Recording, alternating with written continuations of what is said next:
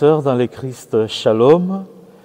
Nous célébrons aujourd'hui le 20e dimanche du temps ordinaire de l'année liturgique C. Je suis venu apporter un feu sur la terre, nous dit Jésus, et comme je voudrais qu'il soit déjà allumé. Mais de quel feu s'agit-il, mes frères? Il ne s'agit pas de ce feu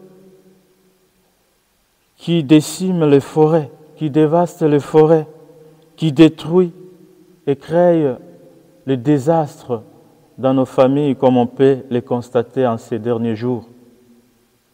Il s'agit plutôt du feu de l'Esprit Saint, le feu de la parole du Christ, la puissance de cette parole qui est capable de transformer nos cœurs, la puissance de cette parole qui dénonce le mal, la puissance de cette parole qui met en branle nos hypocrisies et nos médiocrités, la puissance de cette parole qui pointe du doigt les antivaleurs. Il s'agit de la puissance de cette parole, le feu de la parole du Christ qui fait crouler le mur de haine, le mur de séparation, le mur d'indifférence qui nous éloigne les uns des autres. Oui, mes frères et sœurs, ce feu de l'amour du Christ est une puissance à la fois de contestation et de transformation. Ce feu est parfois motif de fractures. Ce feu est aussi un facteur de division.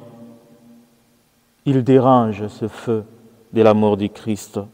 Il dérange surtout le cœur de ceux qui n'aiment pas la paix, le cœur de ceux qui n'aiment pas la justice, le cœur de ceux qui n'aiment pas aimer. Il dérange le cœur de ceux qui font le mal. Ce feu de l'amour du Christ est source de contradictions. Ce feu, n'oublions pas, apporté par le Christ, lui a causé des ennuis, lui a causé des ennemis. Et ce feu causera aussi des ennuis et des ennemis dans la vie de tous ceux qui chercheront de vivre authentiquement leur foi. Ce feu de l'amour du Christ, mes frères et sœurs, causera des ennuis, des persécutions, des déceptions et parfois même la perte de sa propre vie.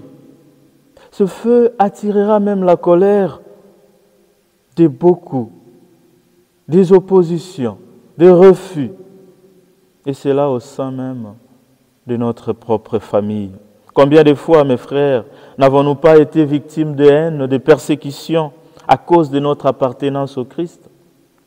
Combien de fois, mes frères et sœurs, n'avons-nous pas été rejetés, calomniés, critiqués à cause de notre attachement aux valeurs chrétiennes?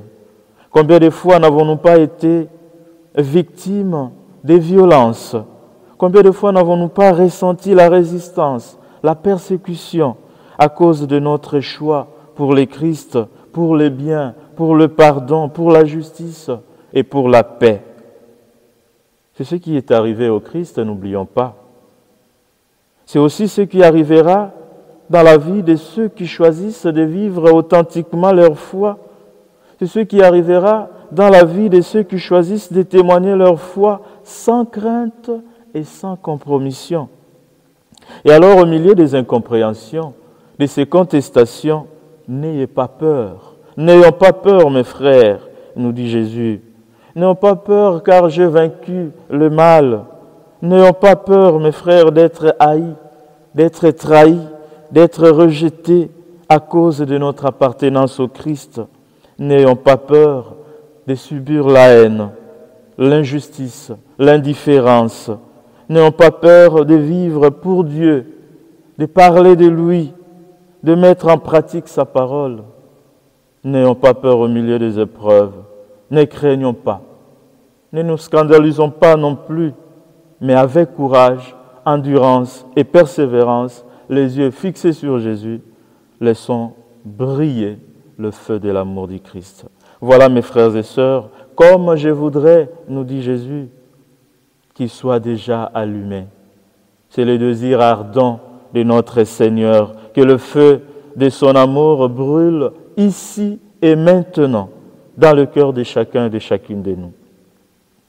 Que nos maisons brûlent de feu, de charité, que nos familles brûlent de feu, de joie et de pardon, que nos sociétés brûlent de feu, de justice et de paix. Alors n'ayons pas peur, mes frères. Allumons les contre-feux d'amour et de pardon là où le feu de la haine et de la division ronge le cœur de l'homme. Allumons les contre-feux de justice et de paix là où le feu de l'injustice, de l'indifférence et des armes et des bombes brise l'élan de vivre ensemble. Allumons les contre-feux de vérité et d'espérance là où les mensonges et les désespoirs ont trouvé domicile. Demandons au Seigneur de rallumer en nous ce feu d'amour et que ce feu purifie nos cœurs et transforme nos vies. Amen.